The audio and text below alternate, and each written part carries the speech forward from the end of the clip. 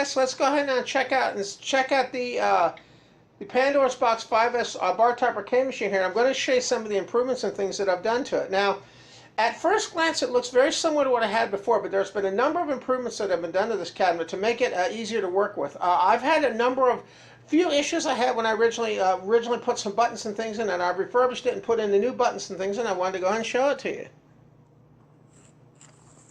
Alright, so let's go and start out with the front now. Now on the front, the thing you're going to notice on the front, alright, what I'll do is I'll go ahead and show you the back and everything too.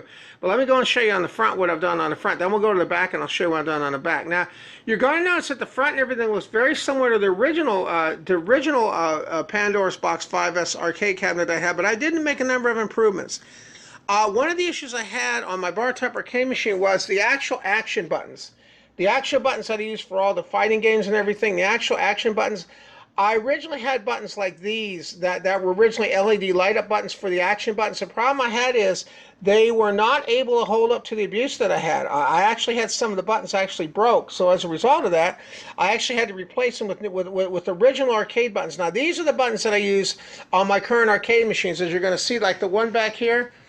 These are the buttons that are actually used on my original arcade machine. I've had buttons on these arcade machines for 10 to 15 years, and they've never broken on me yet. So what I did is I actually converted the action buttons on this cabinet to the buttons I use on all my current arcade machines now. That's the difference, both on player 1 and on player 2. Now the 1-player, 2-player buttons are still the original buttons I had on the original unit now, and it seems to be working a lot better now with the setup that I have. Joysticks and everything remain the same. Okay, now let me go and show you some improvements I did on the back. Now, one of the things you're going to notice in the back of the cabinet now is, in addition to cleaning up the wires and everything that I had in the back now, I now have an amplifier system here in the back. As you can see there, I use a LePay 2-channel amplifier now in the back now to handle all the power and everything coming all the speaker power and everything coming out. Produces a much cleaner sound on my arcade machines, and I also have another big improvement back here too. If you're going to notice in the side now, I actually replaced the standalone speakers that I had with these brand new pinball speakers. There's one on the left and then there's one on the right. These are the brand new pinball speakers I have, and these are much more powerful than the ones I had in here previous, as you can see now. And also they're flush mounted on the cabinet, which works a lot better, and they work very well with this LePay amplifier that I have now. Really makes a much cleaner sound than I had on my previous videos with these Bartop arcade machines. And as you can see now, in the side now too, I now have new cutouts and everything now for the speakers and everything now. Much better setup than what I had before. Alright, now I also made a couple improvements on the inside of the cabinet as well, that I'm going to show you as well. Now let me go and put the camera back here so I can show you the next thing that I did.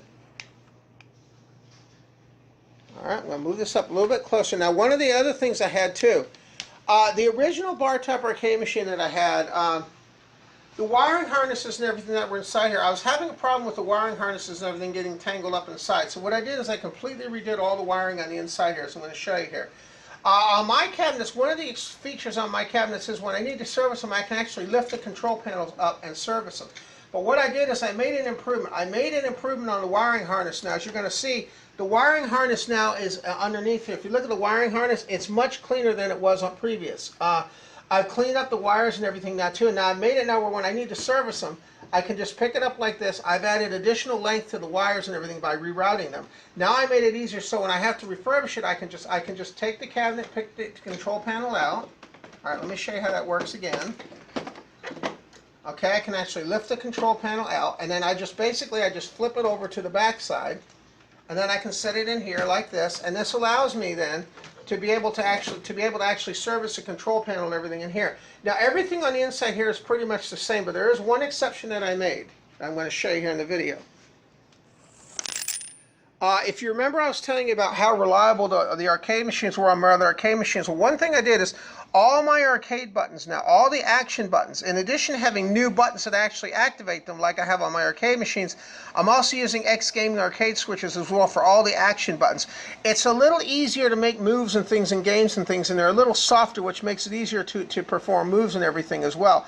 And as you can see, the joysticks are still the same, the LS32s. So this is one of the main improvements that I've done to the cabinet. In addition to that, I also rerouted all the wires and everything as well. You know, made sure all the wiring and everything was cleaned up. Made it look a little nicer inside now as well.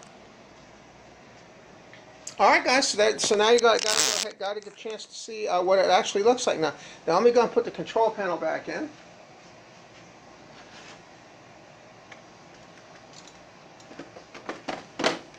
And I'm also going to show you something else too that's really cool too. What we're going to do is